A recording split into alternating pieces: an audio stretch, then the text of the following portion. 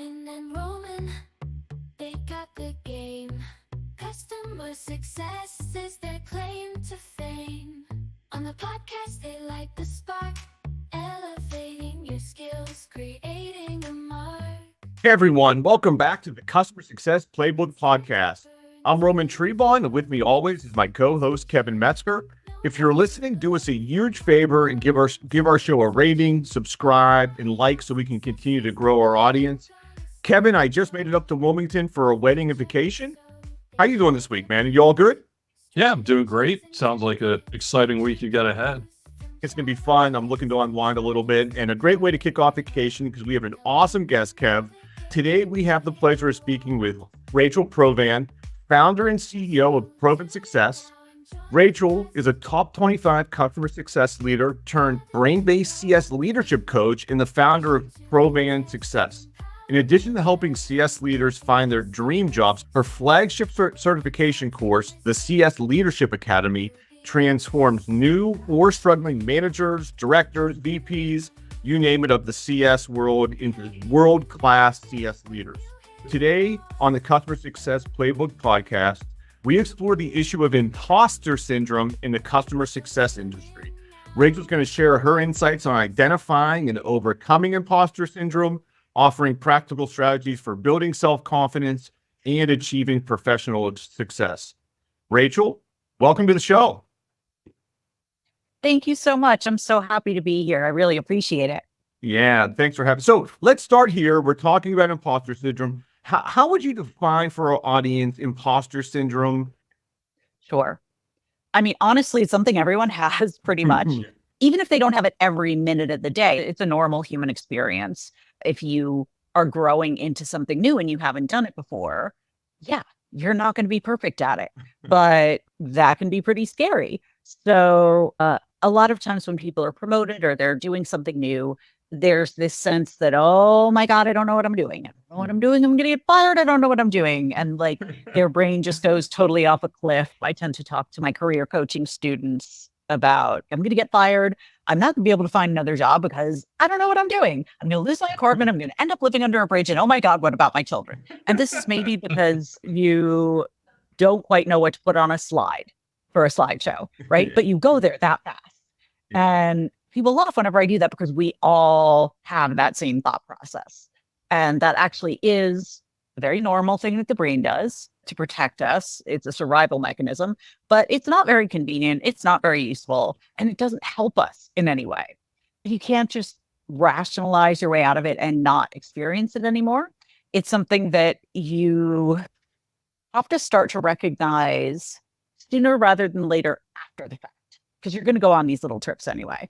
But the sooner you can stop it, the sooner you can be like, there is a mild possibility that I might be taking this too far.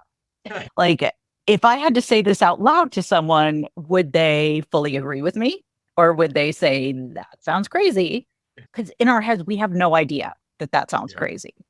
We all make up completely ridiculous stories, tell them to ourselves, and act on them as though they are true. And the fact that we're even able to talk to one another is honestly quite amazing. But when you are able to break things down, my biggest piece of advice for people in this is find the fact. Find a fact in here that everyone can agree on this. Maybe you are new at this, or you don't know what to put on this slide. You're having trouble with this presentation. You don't know what to put on the slide is the fact.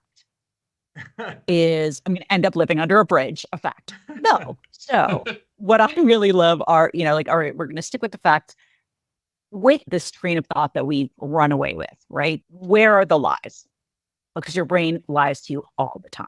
So there are such a thing as cognitive distortions, which basically means we know that the brain lies so much so that we have a name for it, that we have little nicknames for the different ways that it can lie. And it can do things like black and white thinking, which is basically like all or nothing. Things are this way or they're that way. Discounting the positive. I fully suck because I can't do this one thing. And my personal favorite, fortune telling or mind reading. I know what's going to happen in the future because of all this. I know every domino that's going to knock down now. And that's where my future is. And I know what you're thinking because clearly I've seen your face and now I know what you're thinking. All of these are ways that we try to protect ourselves, and it turns us Looney Tunes. So that is my sort of very long-winded way of saying that is a relatable way of thinking of imposter syndrome and seeing how it plays out in all our lives. I think there's a tendency when you Yeah. start getting into this to start cycling, right? Mhm. How do you pull out of the cycles and start focusing on what's next? What are the strategies for doing It's a great question. It's a couple different factors. One is about increasing your window of tolerance that people talk about. Like, how high does it have to get before you freak out? And just sort of increasing that to the point where you don't freak out quite as easily. Typically, ways that you do that are going for a walk, doing some deep, slow breathing. If you take 2 minutes a day to just do some slow, deep breaths with the exhale being longer than the inhale, your window of tolerance will actually start to increase. Why? There's some really complicated brain science behind it. I'm just going to tell you that that's kind of the quick route. The other thing I have people do, this is more like the long-term strategy versus like, what is the thought I'm playing in my head over and over that's ruining my day? That's the one to actually write it on paper, because as soon as you write it down, you start to see like, all right, that might be a little over the top. So that's a clue already that it might be a little over the top. But what I really recommend most of the time is what I call the belief scale, because you can figure out that thought and that, all right, fine, I was overreacting. But what you really have to do is change your beliefs about yourself and what you're capable of. And the fact is, you are not going to go from, oh my God, I'm a fraud and everybody knows it, to, oh my God, I'm the best CS leader in the world. Like, I am destined to be a CCO tomorrow. And, that's probably good because you'd probably seem a little weird and all over the place if you switch that fast. So with anything that you believe about yourself, it's all about breaking it down into much smaller steps. No, not going to go from like, oh my God, I have absolutely no idea what I'm doing to that level, but I can go from, I have no idea what I'm doing to, I could learn. That gives me agency. I can actually do something. I'm not doomed. And I can go from, I can learn to, I'm learning. I actually am taking steps. Hey, I'm starting to know what people are talking about here. I'm starting to feel more comfortable. Hey, I'm actually getting kind of good at this. You know what? I really am a really good CS leader, and that's how you get there. And funnily enough, when you approach it that way, you get there so much faster than just, mentally beating yourself over the head with how much you suck. It can happen in a couple months versus what most people try and do, which is like outstudy it and be like, I'm going to work 10 hours and that'll do it. No, it's not. With imposter syndrome it's really only what you're expecting. Unless you have lied on your resume, which I really encourage you not to do, they know how much you know. No one if you've been hired into this position and you haven't done it before, they don't think that you know how to do every single thing. If you happen to say like, you know what, that's a really good question, I'm going to look into a couple things and get back to you on that. That's a normal human response. All executive leadership is just like a bunch of grownups in a room trying to figure things out the best we can. And the minute you realize that, it's like, oh, so there's really nothing different here. Oh, it really is a huge realization that just like, I was thinking you guys had something special and you don't. Like, you're just people who are confident and feel comfortable trying things out, having a discussion, trying things, failing and trying again. It's a conversation that I often have with my CSMs even. I'm like, it's okay not to know an answer. That's one of the things I think, and it's sometimes you feel a little less comfortable when you're in a leadership position not having the answer, but it's same situation. It's okay to not have the answer. It's actually, I think you come off as more confident when you're like, yeah, I don't know the answer to that question, but this is where we think we're going to go, and then we'll figure out the next piece and kind of drive it that way. It so comes down to how you feel, like the confidence level you feel. If you're just like, you know what, that's a good question, and honestly, I don't know, that's still secure.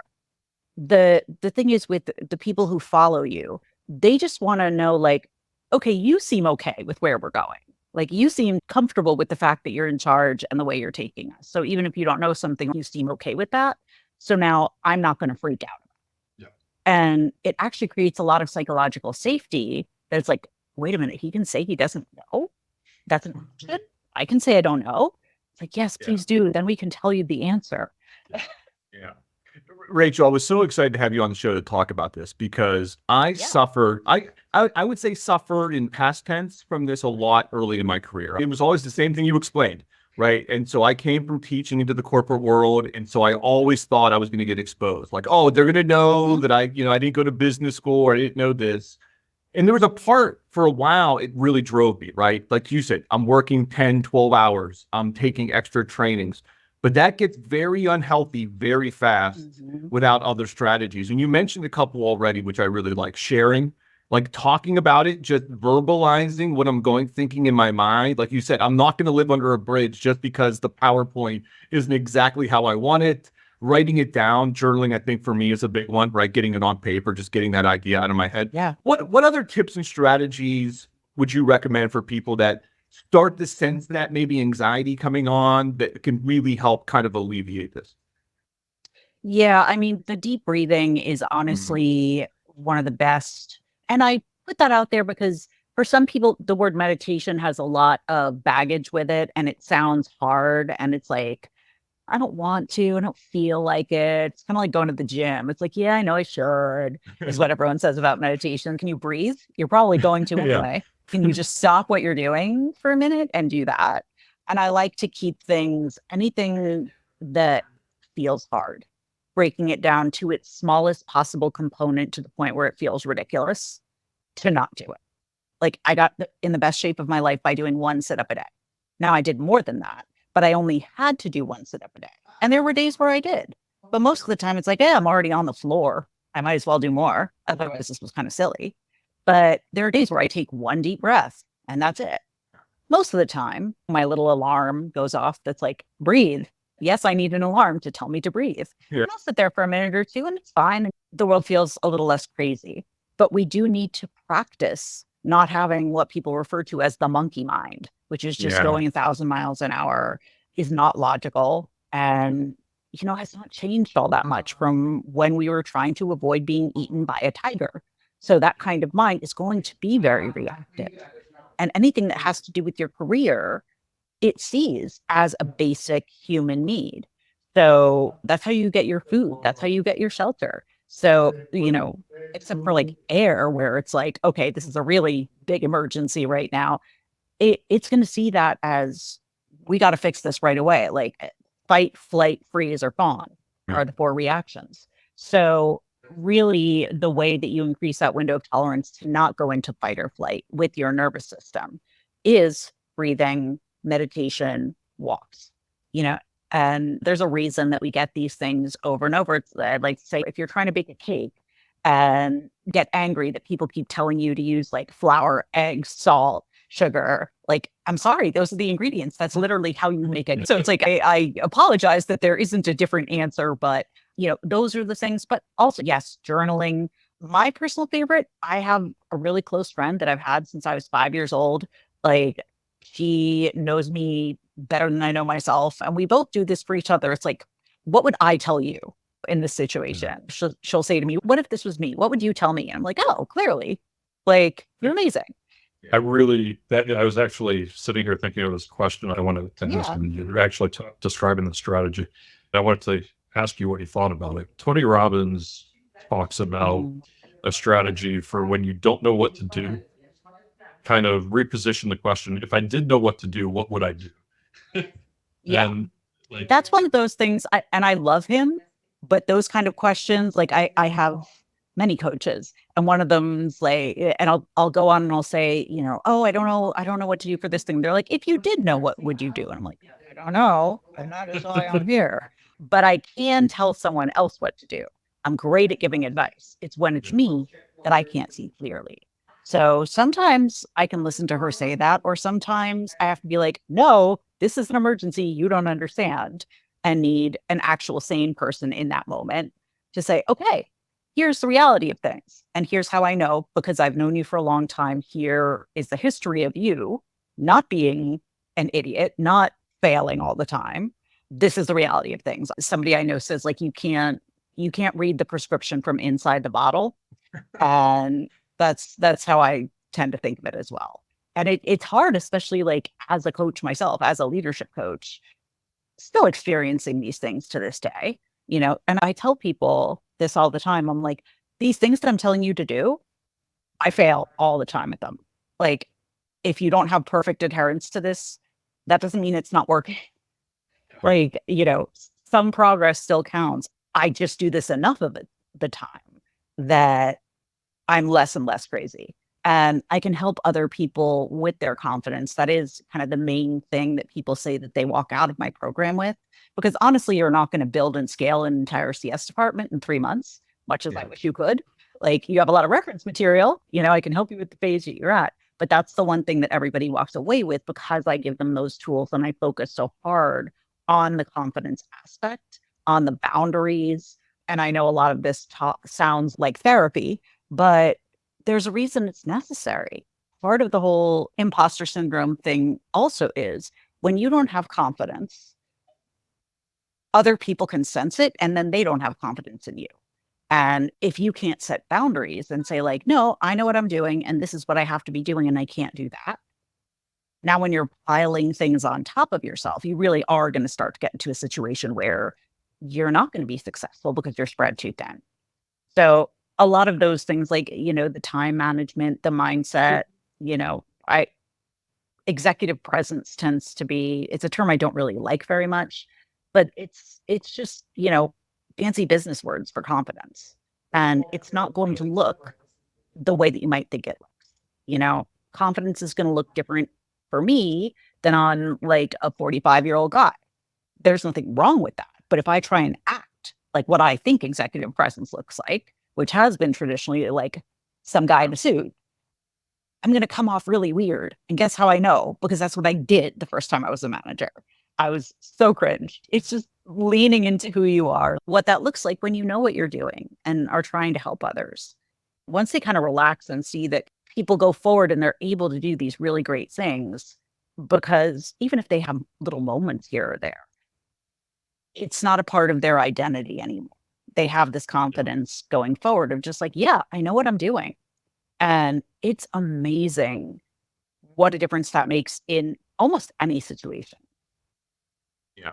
Yeah. And being vulnerable and say, like, I don't know, right? It's okay to ask for help, right? And so as a CS leader, Rachel, you work with CS leaders all the time. How can they create a team environment that fosters confidence, and how can they maybe recognize when maybe one of their team members may be going through these feelings of inadequacies as they are in the CS role?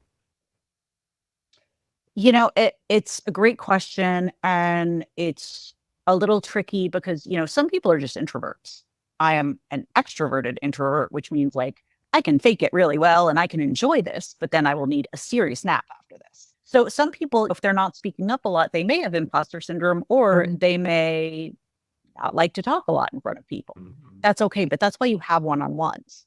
And that's why it's important to keep your team relatively small, like 6 and under, because you need to be able to have regular one-on-ones where people can tell you, hey, here's what I'm dealing with. Here's what's hard. And you have to be approachable enough, and it's okay to fail. It's okay to say you don't know something for them to feel safe doing that. Otherwise, they're going to be constantly keeping it from you. Like anything that they don't know, they're going to keep from you, which is only going to result in mistakes. So, and again, you can't do this if you're not confident. It starts with you. You set the tone. I always like to have people start a weekly team meeting with a weekly win, one personal and one professional, to sort of get to know each other. And then one thing where it's just like, what was a major fail this week? Like, just so the rest of us can avoid it, because we're all smart people here. Yeah. And if you did something that didn't work out well, I'm probably going to try the same thing. So if you would save us the trouble, that would be great. I had this PowerPoint presentation and I tanked it. And that sucked. But you know what? Here's why I think that happened. And here's what I've learned from it. And here's what I'm going to do going forward, so that people get comfortable with the fact that that's how you learn and that's how we share knowledge. Yeah, I like that. So, look, Rachel, we are almost out of time here. I know we have a tight window here. So I have to say, if our audience has to go to provansuccess.com. You have so much great stuff on your site. You have amazing tips and tricks for people new into the customer success world. You're big on time management. Give. I know we're going to go a little bit off topic. Talk about a little bit the importance of time management, because I love the stuff that you're sending out on time management. Yes, I have a free worksheet on that, like a free resource called the Focus Formula. And this is essential for whatever role that you're in, but especially as a CS leader where you really have to create those boundaries, because our biggest trap is becoming that miscellaneous department where we're just kind of doing work from everywhere because, oh, it has to do with the customer. It all has to do with the customer. It's our job to get them their results that they came for. That's how we get the revenue. That's why people stay. That's why they buy more. We're here to get them the results that they came for. So my number one tip, and you'll see this in the Focus Formula to a greater degree, is it's about being realistic. Block off 1 hour a day. That's it, 1 hour, and have one strategic initiative that you know is going to move you closer to increasing NRR. There can't be 5 first priorities. Pick one per quarter. In that 1 hour a day, Slack off, email closed, phone where you can't just automatically snatch it up, and work solely on that. And that's how you make measurable progress every day. Because if you don't do that, if you don't pre-plan it, you'll come in and the day will just take you. The day will seize you. You can't seize the day will seize you. So it's something that you have to plan for. And you have to tell your boss, like, this is something I'm going to be doing. I'm going to block off this time. But you're just like, so I'm going to close these things. Here's how you can reach me in case of an emergency. Here's an example of an emergency. Like, someone is hurt. Someone needs to leave. An emergency is not an angry client. We are not surgeons. No one is bleeding out on a table somewhere. Like, a client will still be angry in an hour and they will not leave because it's like, well, you didn't get back to me in 30 minutes. So, that hour has to be just sacred. I prefer the morning because you will lose that brain power, that ability to focus and think creatively, and you'll end up using it as catch-up time, which, no, just don't do that. You may not use it to catch up on email. It is strictly for strategy. And I also like to leave little breadcrumbs. Be like, all right, here's where I finished up, pick up tomorrow at. Because I will come to it with a completely blank brain and be like, what the heck was I talking about? So I do show you in there how to break it down to these really small pieces. So there's not like, oh, I have to redo onboarding today. It's just, oh, I have to email 3 people about their onboarding experience. That I can do. That's doable. It's not this huge strategic theoretical thing. I can sit down and I can make progress on that. I love it. So, Kevin, any last questions for Rachel before we let her go? I think, Rachel, we appreciate having you on. It's been really great and appreciate everything that you've shared.